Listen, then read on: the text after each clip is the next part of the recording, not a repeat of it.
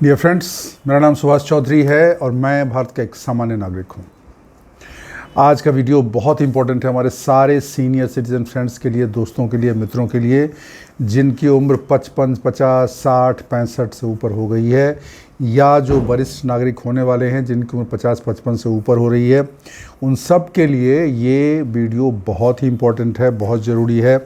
इन्हें पूरा ध्यान से देखिएगा, सुनिएगा। आपकी ज़िंदगी में बहुत सारे तकलीफ़ें होंगी, जो कुछ तकलीफ़ें शायद आपको ध्यान में भी ना हो, लेकिन वो आपको परेशान करती रहती हैं।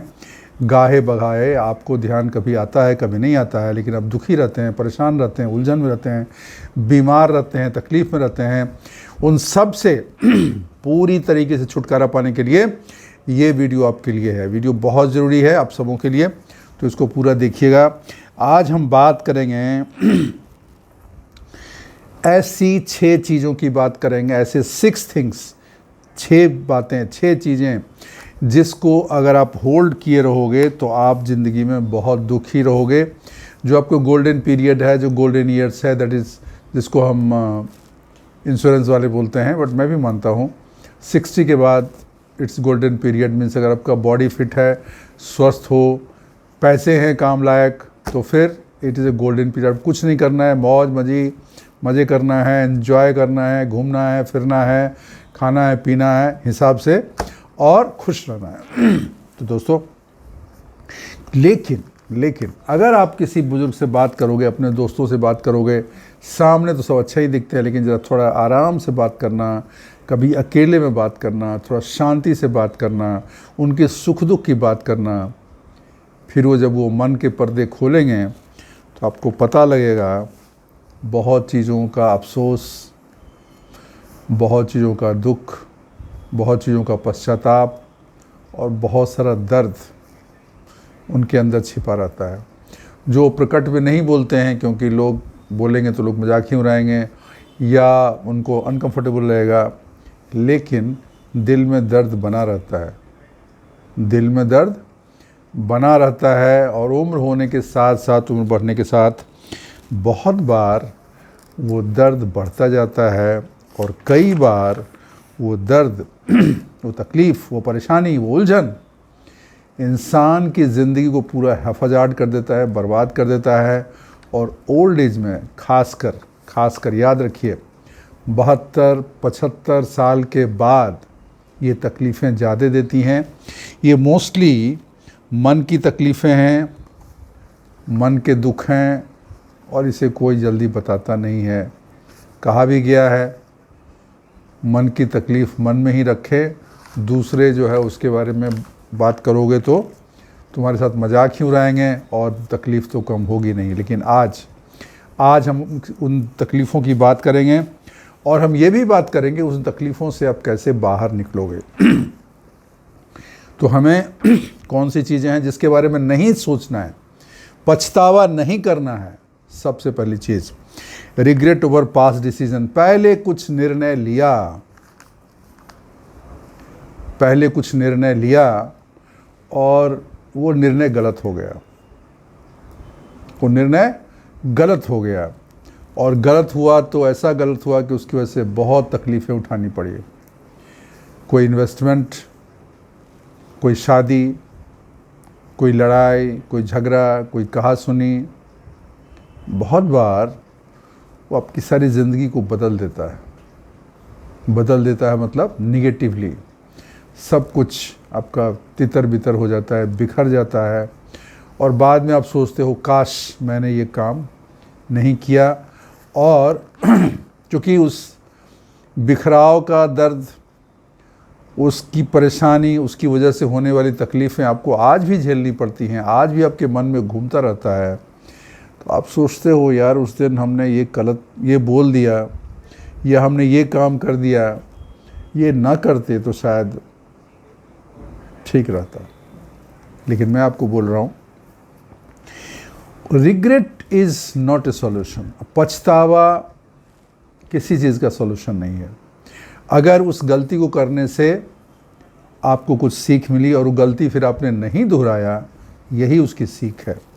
और जब आपने जो भी निर्णय लिया, आपने उस समय में पूरा सोच विचार के, उस समय जो भी आपके पास इन्फॉर्मेशन थी, जो जानकारी थी, जो डिटेल्स अवेलेबल थे, जो आपने मनन और विचार करके किया था, उस हिसाब से वो निर्णय सही था। बहुत बार निर्णय गलत हो जाते हैं और उसमें हमारी गलती नहीं रहती है। वो समय की गलती है, वो माहौल की गलती है, जो उसमें पार्टीज़ हैं उनकी गलती है। तो ये सिर्फ आपकी गलती नहीं है, इसलिए इसके बारे में पछताना नहीं चाहिए, इसके बारे में चिंता नहीं करना चाहिए। जैसे मैं एक दो एग्ज़ाम्पल देता हूँ। आपके पास कुछ पैसे थे, 10 लाख, 15 लाख, 20 लाख, किसी ने आपको बोल दिया इस शेयर में इन्वेस्ट कर दो, आपने इन्वेस्ट कर दिया। दोस्त के कहने से या कहीं से कोई जानकारी या किसी ज़मीन में लगा दिया, बाद में उसका बिल्डर ही फ्रॉड निकल गया, आपका पूरा पैसा डूब गया, शेयर ही पूरा डूब गया। लेकिन उस समय निकल गया। या किसी कहा सुनी में आपने किसी को ऐसे अपशब्द बोल दिए, खासकर हो सकते बच्चे को, बीवी को, किसी करीबी अपने दोस्त को, और वो रिश्ता बहुत बिगड़ गया, टूट गया, या जो भी है बिखर गया। अब आपको लगता है मैंने अगर उस दिन नहीं बोला रहता तो ये नहीं होता। ऐसे ही किसी की कोई नौकरी है, उसको कोई मौका मिला, उस समय की परिस्थिति के हिसाब से वो उसे ठीक उतना नहीं लगा, माँ बाप साथ में हो गए, घर में बच्चे बीमार होंगे, और एक बड़ी अपॉर्चुनिटी वो मिस कर गया, ये सोच के कि मेरे लिए घर ज़्यादा इम्पोर्टेंट है, पेरेंट्स ज़्यादा इम्पोर्टेंट है, और वो एक उसको मौका मिला था, वो चूक गया। बाद में न तो उसकी व्यक्तिगत ग्रोथ हुई और न उसका जो मौका था निकल गया। अगर उस जगह जाता तो काफ़ी आगे रहता, ज़्यादा सफल होता फाइनेंशियली, पोजीशन के हिसाब से, समाज की नज़र में। लेकिन उसने निर्णय लिया। तो अगर इन चीज़ों को आप सोचते रहोगे, विचार करते रहोगे, पछताते रहोगे, तो जो उसकी वजह से नुकसान हुआ तो हो गया। लेकिन इस पछताने की वजह से जो आप ठहरे हुए हो, अफसोस की वजह से जो आपकी पर्सनैलिटी गिर रही है, आप बीमार हो रहे हो, दुखी हो रहे हो, उसका क्या है? तो इसलिए दोस्तों, जो भी किया उस समय, जो भी आपको नॉलेज था, जो भी समझ में आई, जो भी आपको ठीक लगा, आपने कर दिया। उससे अगर कुछ सीख सकते हो तो सीख लें, क्यों गलती फिर ना करें। लेकिन उसको सोचते रहना ये सही नहीं है, उससे आप बाहर निकलिए। ज़िंदगी में मौके हर वक्त होते हैं। एक गलती हो गई, एक मौका चूक गया, और भी मौके हैं। अभी आप जिस अवस्था में हैं, यहाँ भी आपके पास मौके होंगे, लेकिन वो मौके आपको तब दिखेंगे जब आप उस रिग्रेट सिंड्रोम से बाहर आओगे, उस पछताने के सिंड्रोम से, उस मनोस्थिति से, उस मनोदशा से जब आप बाहर निकलोगे, तभी आज की खूबसूरती, आज के मौके, आज की स्थिति, आज के होने वाले फ़ायदे तभी आपको दिखेंगे। कोई इंसान अगर मन में तकलीफ़ लेके किसी पार्क में घूम बैठा हुआ है और कुछ अफसोस कर रहा है, दुखी है, बहुत परेशान है मानसिक रूप से, तो उसके सामने अगर कोई गुलाब का फूल भी दिखेगा, हरियाली ही दिखेगी, खूबसूरती भी दिखेगी, कोई बहुत अच्छा उसका ऐसा जिससे कभी मिलने की इच्छा, तो वो आदमी भी आ जाएगा, तो वो उस खूबसूरती को नहीं देख पाएगा, उस इंसान से नहीं मिल पाएगा, उस मौके को वो चूक जाएगा, क्योंकि वो वहाँ है बट वो वहाँ नहीं है। फिजिकली उस बगीचे में है, शारीरिक रूप से उस जगह पे है, लेकिन मानसिक रूप से वहाँ पे नहीं है। तो अगर मानसिक रूप से आप वहाँ पे नहीं हैं, तो फिर जहाँ पे है वो तो बीत गया, वो तो भी निकल गया। तो सिर्फ आपको पछतावा होगा, और आपकी आज की ज़िंदगी और आगे की ज़िंदगी ज़्यादा बुरी हो जाएगी। और एक चीज़ समझिए, ज़िंदगी में कुछ भी बिल्कुल सही और बिल्कुल गलत नहीं होता है। हर गलत के बाद कुछ सही होती है, और कुछ सही होने के बाद फिर कुछ गलत भी हो जाता है। तो इस सोच के साथ चलिए, जो पुरानी चीज़ें हैं उसको भूल जाइए, उस पर रिग्रेट करना बंद कर दीजिए, उसको बार बार वही सोचना, इसकी आदत बदल डालिए, और ये तभी बदलेगा। आज क्या है, आज सामने क्या है, आज ज़िंदगी कैसी है, आज क्या मौके हैं, आज कौन सा खुशहाल पल है, उसको हमको एंजॉय करना है, उसके बारे में सोचना है। आज हम क्या कर सकते हैं इसके बारे में सोचिए। तो पहली चीज़ हो गई कि अपने पास्ट डिसीजन पे रिग्रेट करना बंद करें, बहुत इंपॉर्टेंट चीज़ है। दूसरी चीज़ है गिल्ट। गिल्ट की फीलिंग मतलब अपने को ऐसा लगना कि मुझसे कोई बड़ी गलती हो गई। ये भी होता है, हमसे कोई बहुत बड़ी गलती हो गई, ये भी इंसान को ऐसा होता है। क्योंकि मान लीजिए आपका बच्चा है, उसको कोई मौका मिला और उसने कुछ कहा और आप उस समय में किसी मजबूरी में, उसको कुछ पैसे चाहिए था कहीं बाहर पढ़ने के लिए या कहीं बड़े कॉलेज में जाने के लिए, और आपने उसमें मदद नहीं की किसी कारणवश, पारिवारिक स्थिति की वजह से या किसी कारण से। अब बाद में उसको मौका नहीं मिला तो आपको ये गिल्ट होगा, अरे यार मैंने थोड़ा सा हिम्मत कर लिया होता तो इसका ये काम हो जाता, ये बच्चा का कुछ हुआ नहीं। इसी तरीके से कोई और भी चीज़ होता है कि कोई ऐसा चीज़ थी जो आप कुछ हो रहा था, घर में ही कुछ हो रहा था, बाहर कुछ हो रहा था, आप इंटरवीन करते, आप बीच में हस्तक्षेप करते तो चीज़ जो बिगड़ गई वो शायद नहीं बिगड़ती। आपने हस्तक्षेप नहीं किया कि अरे जाने दो, मैं क्या करूं इसमें, आप ऐसा सोच के आपने नहीं उसमें हस्तक्षेप किया और चीज़ बहुत ज़्यादा बिगड़ गई, तो आपको ये अफसोस होगा, आपको ये दोष भाव मन में होगा, ऐसा अपने प्रति ऐसा गिल्ट होगा कि मैंने गलती की, कि मुझे इसमें घुस के इस चीज़ को सॉल्व करना चाहिए, और ये जो बिखराव हुआ, ये जो प्रॉब्लम हुई वो इसलिए हुई कि मैंने इसमें दखल नहीं की, हमने इसमें इंटरेस्ट नहीं लिया, और इस तकलीफ़ से आप गुज़र रहे हो। और एक चीज़ समझिए, गिल्ट धीरे धीरे बढ़ता ही जाता है, जैसे जैसे आप उम्र बढ़ेगी, उस जिस वजह से आपको गिल्ट है वो इस सिचुएशन अगर और ख़राब हो जाती है तो आपका गिल्ट बढ़ता जाएगा। लेकिन एक चीज़ समझिए, हर इंसान की ज़िंदगी उसकी ज़िंदगी है, आपकी जिम्मेदारी एक चीज़ है, लेकिन डिसीज़न हमेशा उस इंसान की होती है जो वो निर्णय लिया और जो उस निर्णय पे लेके आगे बढ़ा।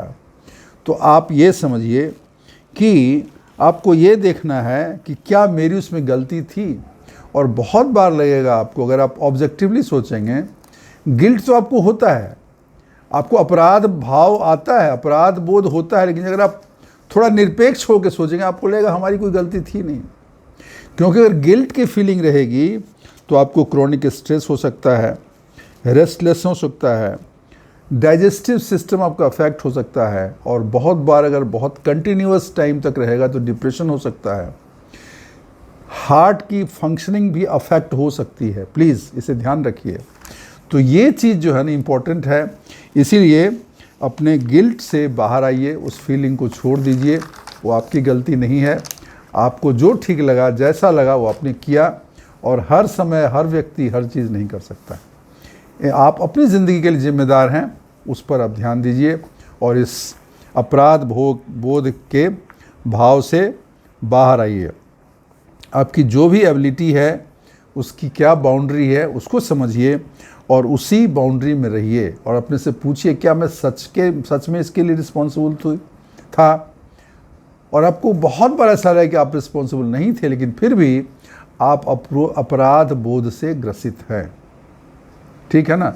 जैसे मान लीजिए एग्जाम्पल दे रहा हूँ, किसी आदमी के अभी एक्सीडेंट हो गया फ्लाइट का, किसी आदमी को जाना था और उसकी माँ ने उसको रोका, बेटा आज मत जाओ, वो नहीं रुका, वो चला गया और एयर क्रैश में उसकी डेथ हो गई। तो माँ को हमेशा अफसोस रहेगा कि मैं अगर जिद पे अड़ जाती, इसको नहीं जाने देती, तो शायद मेरा लड़का बच जाता।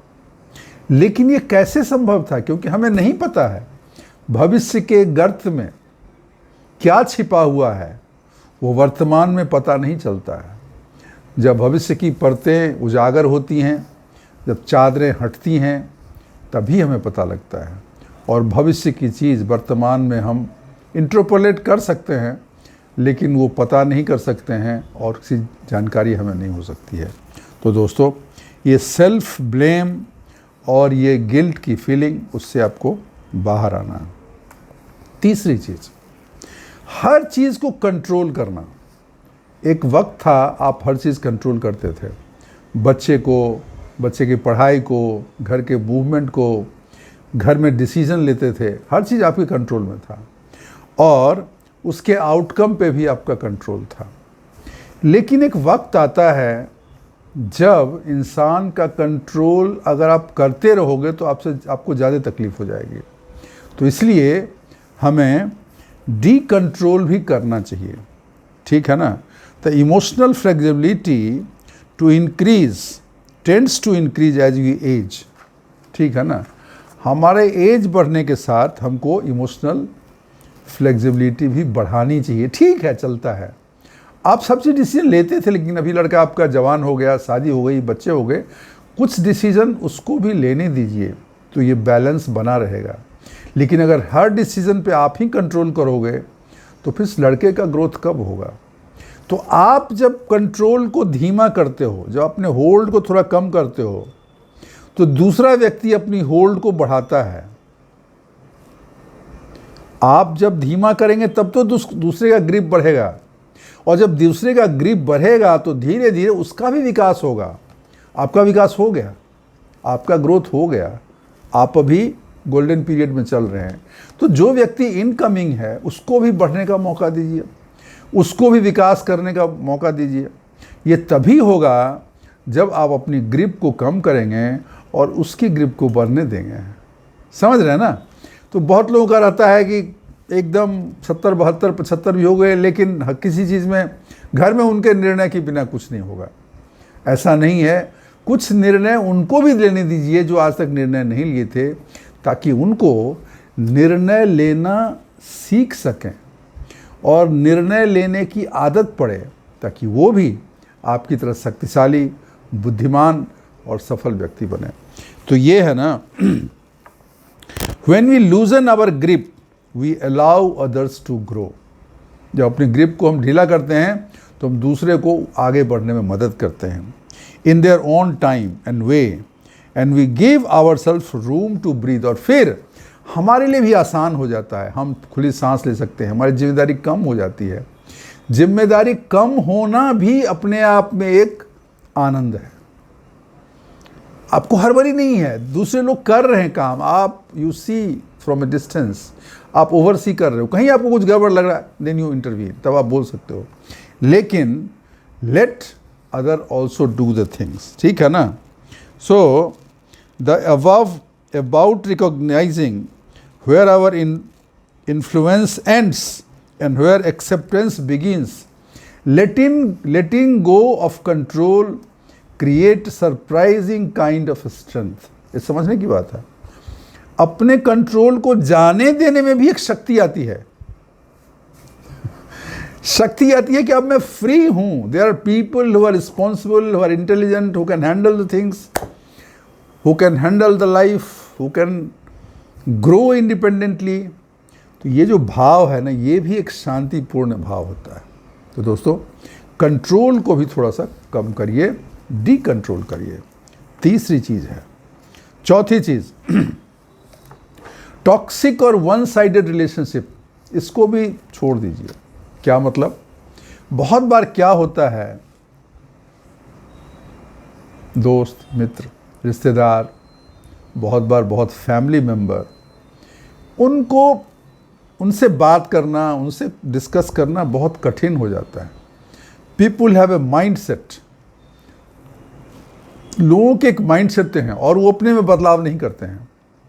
जैसे मैं बता रहा हूँ, एक फ्रेंड है हमारे, उनका एक कोई रिश्तेदार है, क्लोज रिश्तेदार है, तो जब भी उसको फ़ोन करते थे वो कुछ टेंजेंट ही जाता था। अरे तुमने ये नहीं किया, तुमको ये करना चाहिए, वो करना चाहिए, ऐसा कैसे होता है, वो होता है। वो बात कर रहा है कुछ प्रेम की बात, कोई ऐसे नॉर्मल बात करने जा रहा है, लेकिन उसको इतना ज्ञान मिलता था, वो परेशान हो गया। जब देखो वो उसकी कमी ही बताता था, तुमने ये नहीं किया, तुमको ऐसे करना चाहिए, तुम बच्चे को ऐसे नहीं ध्यान रखते हो, तुम वो कर। अरे भाई उसको करने दो ना, तुम तो नहीं करके आके कर रहे हो, कर तो खुद रहा है। तो ये जो है ना, उसकी वजह से उसको क्या हुआ, बाद में सेल्फ डाउट होने लगा, मतलब अपने पे संदेह होने लगा। उसका मोरल बिल्कुल डाउन हो गया, उसको लगा मैं बेकार हूँ, व्यर्थ हूँ। मेरे से बात हुई, मैंने कहा आप उनसे बात ही नहीं करो, फ़ोन मत करो। कभी आता भी तो फॉर्मली हाँ कैसे हैं, ठीक हैं, ओके, मैं अभी कहीं जा रहा हूँ, उनसे बात नहीं करो। धीरे धीरे ये सिलसिला कम हो जाएगा और आपका कॉन्फिडेंस वापस आ जाएगा। और वही हुआ। और ये चीज़ सिर्फ एक रिश्तेदार के ही बारे में नहीं है, आपके घर में भी हो सकता है, आपके बच्चे के साथ हो सकता है, आपकी वाइफ के साथ हो सकता है, आपके भाई के साथ हो सकता है, आपके पिताजी के साथ हो सकता है। तो उसमें क्या करना है, उसमें थोड़ा बचिए, थोड़ा अवॉइड करिए, थोड़ा उनको बुरा लगेगा तो ठीक है, अभी क्या करेंगे। इसमें किसी का अपमान नहीं है, किसी की बेइज्जती नहीं करनी है, किसी की शिकायत नहीं करनी है, किसी की लॉयल्टी नहीं कम हो रही है। आप उतना ही प्यार करते हो, उतना ही ध्यान रखते हो, but they are toxic people who create disharmony in your life, जो आपके जीवन में अशांति फैलाते हैं।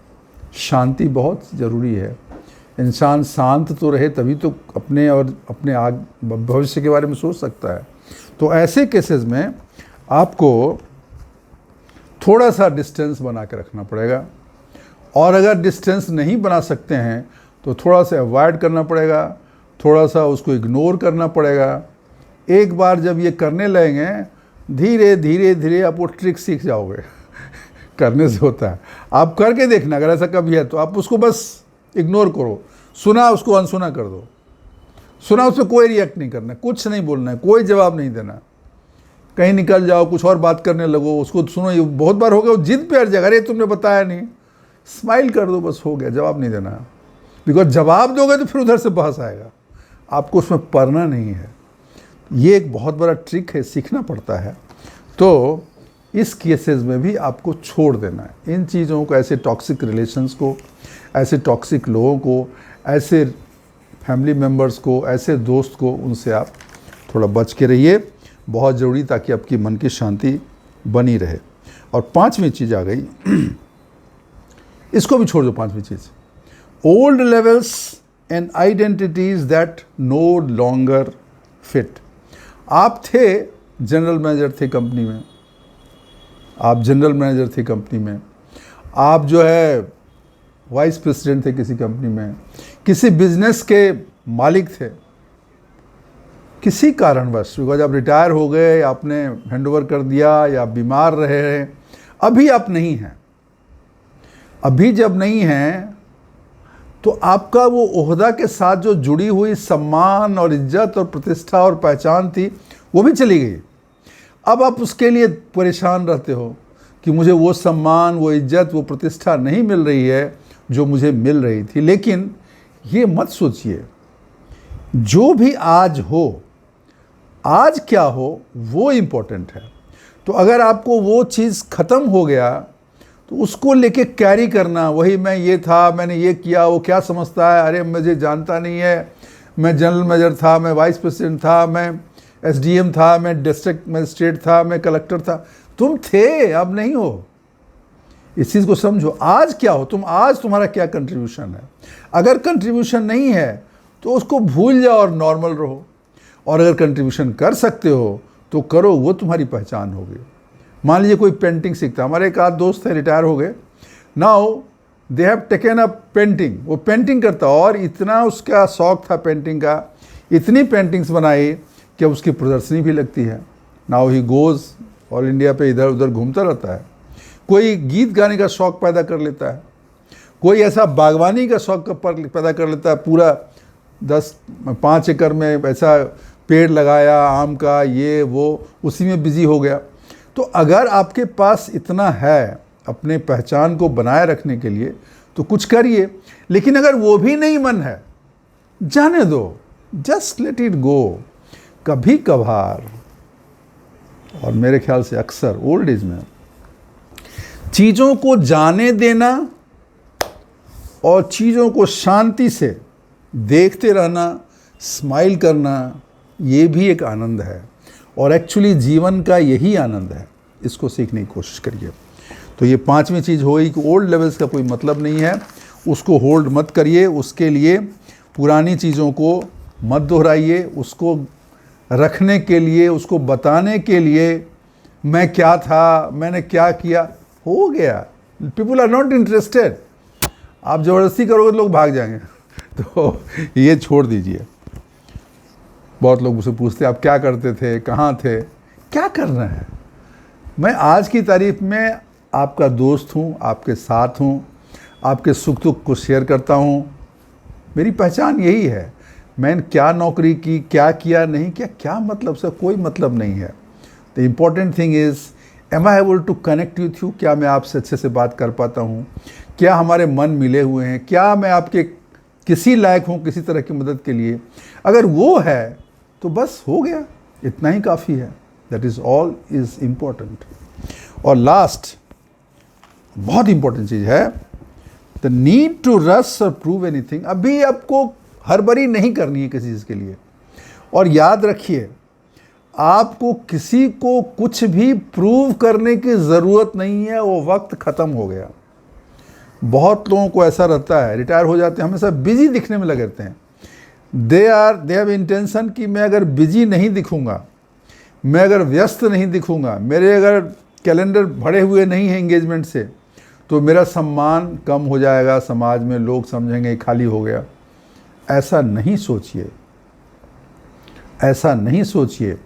अगर ऐसा आप करते हैं और ज़बरदस्ती बिजी रहना चाहते हैं या ऐसे शेड्यूल बनाते हैं जिससे आपके सेहत पे नुकसान होता है, लेकिन बिजी दिखने के लिए, बिजी होने के लिए इस तरह की चीज़ें करते हैं, तो ये आपके लिए अच्छा नहीं। आपकी ज़िंदगी छोटी हो रही है और आप बीमार हो सकते हैं और देर सवेर मेंटली भी आप डिस्टर्ब हो सकते हैं।